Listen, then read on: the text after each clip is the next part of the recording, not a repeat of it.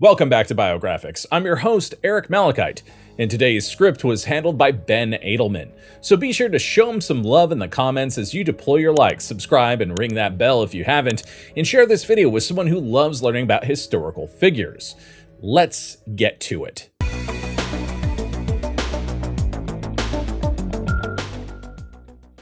For those of us who weren't alive during the Cold War, it is difficult to understand the unique climate of fear and suspicion that seemed to pervade all of America in the first decade after the end of World War II in 1945. The Soviet Union emerged from the war as a world power, seemingly ideologically opposed to everything the US and its allies stood for, and just as determined to influence the course of world events. A conflict between them seemed inevitable, but when the USSR developed their first atomic bomb in 1949, it raised the terrifying possibility of a war between them leading to the complete destruction of civilization itself. As a result, both sides turned to more covert means to gain an edge on each other, including espionage. When Julius and Ethel Rosenberg were arrested in 1950, accused of being the ringleaders of a Soviet spy ring in the US, it confirmed many Americans' worst fears, that American citizens were so devoted to the philosophy of communism that they would betray their country to do so. The response of the American justice system was swift and unmerciful. The couple was duly convicted of espionage in federal court, and 3 years later they were executed for their crimes in the electric chair. For many, that was the end of the story. They patted themselves on the back for a job well done. The country had been saved from the menace of Soviet spies. But as the years passed and the Red Scare died down, people began asking questions about the Rosenberg case. A review of documents pertaining to the investigation and trial revealed a litany of malfeasance, dirty dealing, and outright deception on the part of people who prosecuted and executed the Rosenbergs, leading to speculation that they had been framed. It certainly raised questions about whether they deserved to die for what they'd supposedly done. After all, they were the only people in the entire Cold War period who were executed for espionage in the United States. The tale of the Rosenbergs is a classic case of what can go wrong when people adopt the philosophy the ends justify the means. It is a story without heroes on either side, a potent mix of villains and victims, of idealism mixed with blatant self-interest. The end result was the destruction of an entire family, the orphaning of 2 small children, and a lot of questions about whether it is acceptable to deny civil rights to a group of American citizens because of their actions, or worse, simply because of their political beliefs.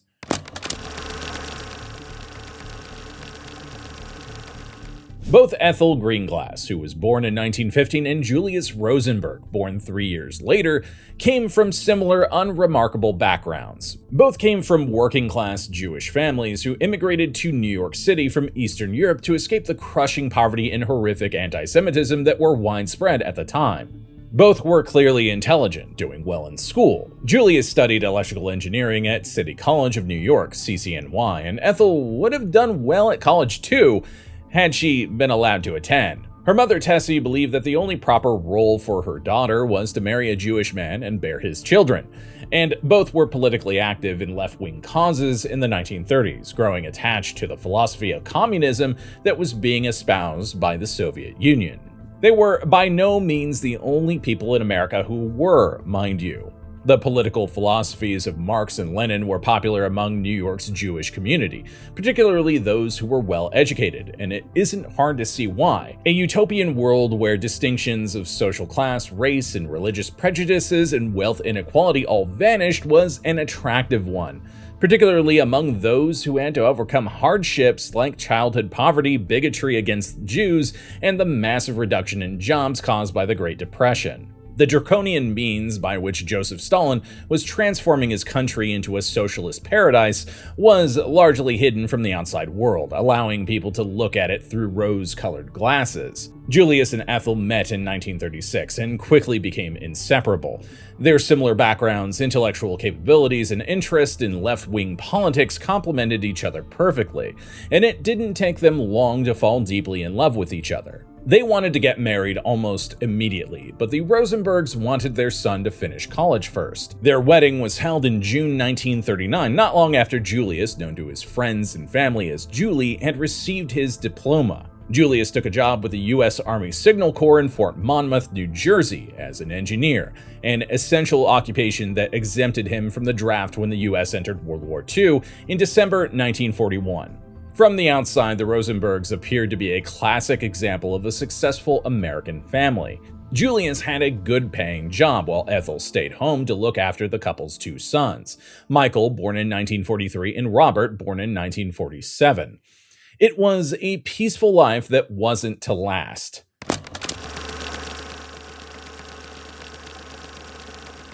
In order to secure the job with the Signal Corps, Julius Rosenberg had to lie on the application, claiming to have never been a member of the Communist Party, which he was. Investigated and cleared in 1941 by the FBI, his past activities came back to haunt him in January 1945, when he was fired from the Signal Corps as a potential security risk.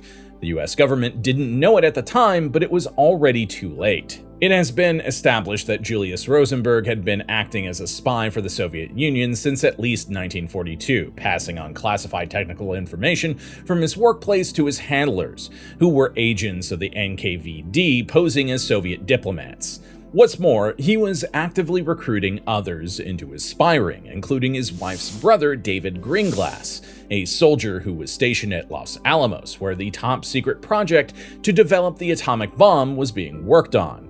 Greenglass was not an engineer, and so the information he delivered to his brother-in-law to pass on to his Soviet handlers was rudimentary at best, since he didn't understand the complex physics that went into the creation of the bomb. Other spies recruited by Julius included 3 college classmates of his, Morton Sobel, William Pearl, and Joel Barr, all engineers who passed on information about the defense projects they were working on. Rosenberg hardly took any money from his Soviet contracts for his work. He was instead motivated by his sincere belief that advancing the cause of world socialism was the right thing to do. After the war ended, the Rosenbergs struggled to make ends meet. There were no more government jobs on offer after Julius was fired by the Signal Corps, and when he went into business for himself with a machine shop, it quickly floundered. He also had no more classified information to pass on to the Soviets, so his spy ring also dried up. This must have been a double blow for Julius, no longer able to provide for his family or to engage in the cause that had consumed his life. But at least he could take solace in the fact that he hadn't been caught. But that too wasn't to last. In the summer of 1949, the American government was alarmed to discover that the Soviets had detonated their first atomic bomb, years ahead of when they were expected to. For many, including FBI Director J. Edgar Hoover, the only explanation for this premature end to America's nuclear monopoly was that spies had passed on American nuclear secrets to the Soviets. But what started out as a hunt for spies quickly descended into hysteria.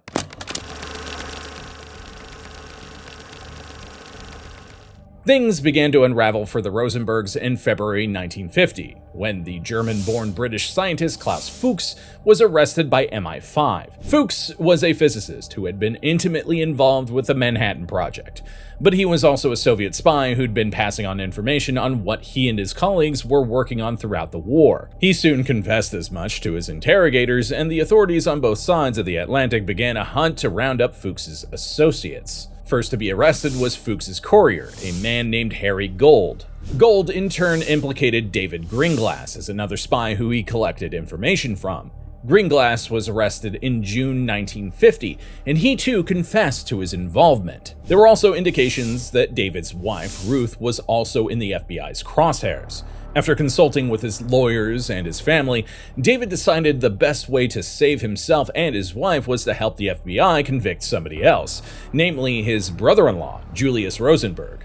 Julius was arrested in July, but unlike the others that had been implicated in the net so far, he refused to talk, refused to confess, or to implicate others. The FBI searched around for anything they could leverage against Rosenberg to get him to cooperate, just as they had successfully done with David and Ruth Greenglass. When threats to impose the death penalty didn't work, their next tactic was to threaten to prosecute Ethel Rosenberg, hoping that he'd cooperate to save his wife.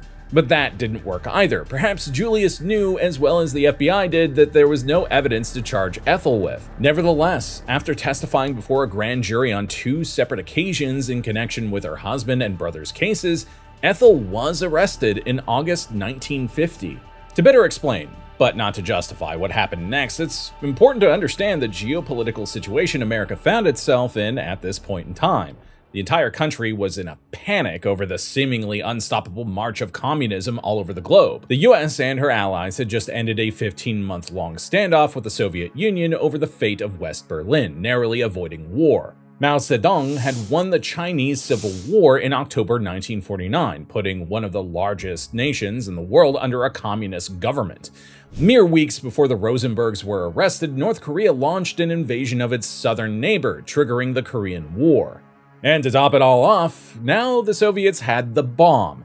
Any full-scale confrontation between the 2 superpowers, which many people believed to be inevitable, would now involve nuclear weapons, with all the wholesale destruction that came with it. The American public, whipped into a frenzy by reactionaries like FBI Director J. Edgar Hoover and Senator Joseph McCarthy, demanded strong action against communists both at home and abroad. The government was under enormous pressure to act, and the Rosenbergs came into their crosshairs at the exact wrong moment.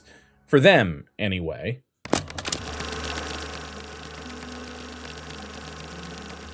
The trial against Julius and Ethel Rosenberg began on March 6, 1951. The prosecution's case rested on the testimony of David and Ruth Greenglass, who testified under oath that both Julius and Ethel were involved in espionage activities. This was a marked change from their earlier testimony, when they said that only Julius had participated and that Ethel had not. 50 years later, in 2001, David Greenglass would admit in an interview that he'd lied at the Rosenberg trial about Ethel's involvement, that he'd been persuaded to change his testimony by the authorities in exchange for clemency for himself and his wife, and that he, by the way, didn't care. "My wife was more important than my sister," he said, also stating that he didn't believe that they'd sentence her to death. Julius and Ethel didn't receive any support from the rest of the Greenglass family either, including from Ethel's mother, Tessie, who was quoted describing her own daughter as a soldier of Stalin, and that she had betrayed the United States their family so dearly loved. She did not have such harsh words for her son David, however, who was given a 15-year prison sentence for his role in the spy ring, being released in 1960. The prosecutorial misconduct in the Rosenberg case went beyond merely encouraging the Greenglasses to betray their own family, however. The presiding judge, Irving Kaufman, had pulled a number of favors in order to be assigned to the trial, hoping to use the notoriety it garnered as a springboard to higher office. He made no secret of his desire to one day sit on the U.S. Supreme Court. Meanwhile, Chief Prosecutor Irving Saple's deputy was 23-year-old Roy Cohn, an unscrupulous and ambitious character who was determined to win the case no matter the cost to further his own ambitions. According to Cohn, he had a number of private conversations with Judge Kaufman about the case throughout the trial, a highly unethical practice because the presiding judge is supposed to be impartial. That alone would have been grounds for a mistrial had it come out at the time. It had also been Cohn who had persuaded David Greenglass to change his testimony to incriminate his sister at their trial. With the deck stacked as it was, the Rosenbergs stood little chance of getting an acquittal. Their attorney, Emanuel Bloch, was passionate, but he was a civil attorney who had little experience with criminal cases. He made a number of mistakes during the trial that later legal experts would point out may have contributed to the Rosenbergs' conviction. Julius and Ethel didn't exactly help themselves during their testimony either, repeatedly pleading the Fifth Amendment against self-incrimination to avoid answering questions asked by the prosecutor, which even today makes people believe that the witness has something to hide and must be guilty. The Rosenbergs were both convicted of all charges against them. When it came time to pronounce sentence on them, Judge Kaufman dropped the hammer. Declaring that their crimes had been worse than murder, Kaufman claimed that the Rosenbergs were to blame for the Korean War because of their delivery of the atomic bomb to the Soviets, and that all the casualties that had been sustained was thus on their heads, an assertion that most people found ludicrous even at the time. He sentenced both of them to death in the electric chair, a harsher sentence than even J. Edgar Hoover wanted. Particularly for Ethel, they wanted the Rosenbergs to name names, not to die. Hoover also worried that it would make the US government look bad to execute a young mother.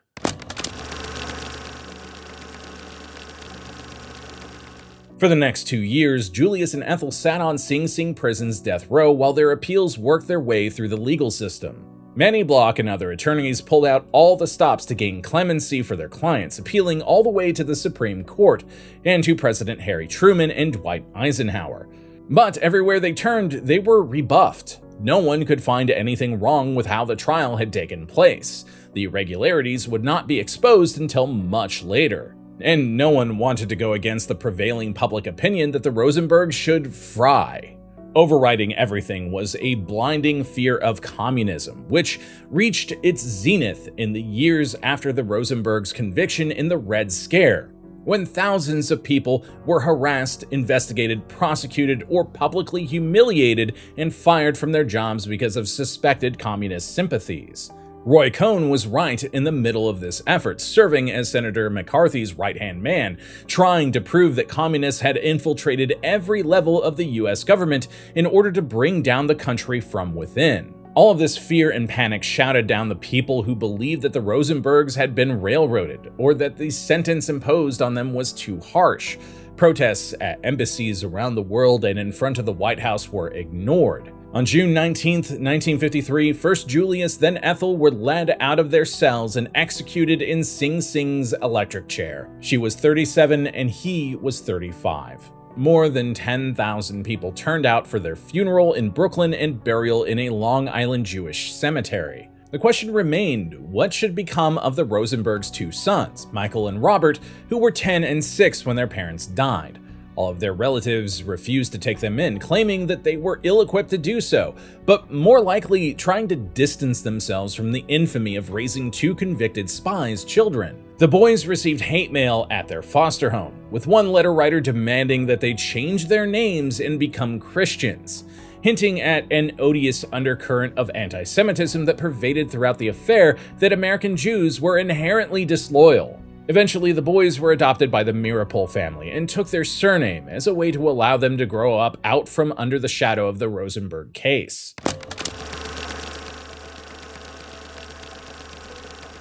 The Rosenberg case has been controversial almost since the moment the trial was over. Many argued that the Rosenbergs had been innocent and were framed by their relatives and by the government. Others thought them guilty but believed the sentence was too harsh. The Rosenbergs were the only two people executed for espionage in America during the whole course of the Cold War. Michael and Robert Meeropol have been trying since the 1970s to exonerate their parents, and even as recently as September 2024 have petitioned the government for documents pertaining to the case. After the collapse of the Soviet Union, the 1990s ushered in a period of retrospection about what the US had done during the previous 4 decades. In this light, the Rosenberg case has been re-evaluated. New information has come to light. Decrypted Soviet diplomatic cables during World War II that were kept secret by the US government until 1995 show that Julius Rosenberg was a Soviet spy, passing on military and technical secrets, though as to the allegation that he was chiefly responsible for delivering the secrets of the atomic bomb to the Soviets, most historians find that incredulous. The material provided by Klaus Fuchs was far more damning than anything the Rosenberg spy ring offered up. In any case, his sentence for what he had done was far harsher than for other convicted spies. Aldrich Ames, a CIA analyst known as one of the most compromising Soviet spies in US history, received a life sentence for crimes considered much worse than what Julius Rosenberg had done. The case of Ethel Rosenberg is particularly tragic. The same records that show Julius was a spy also show that Ethel was not an active participant in his activities, and that the testimony from David and Ruth Greenglass that said she was had been a lie. Records of meetings from high-level Justice Department officials showed that they all knew the case against her was shaky at best, but they all felt they needed to put her on trial in order to pressure Julius into flipping for them. The problem was Julius didn't do what he was supposed to, and Ethel never made any appeals to save herself either, essentially calling the government's bluff and daring them to actually execute them. Despite numerous appeals from her children and from others, Ethel's conviction still remains on the books to this day, and it seems unlikely that's going to change anytime soon. Many of those who contributed to the death of the Rosenbergs met ignominious ends themselves. Irving Sapol died in 1977 under a cloud of suspicion involving allegations of bribery and corruption, while Roy Cohn, who has become one of the most infamous names in American history, died of AIDS in 1986, having been recently disbarred after one too many ethics violations.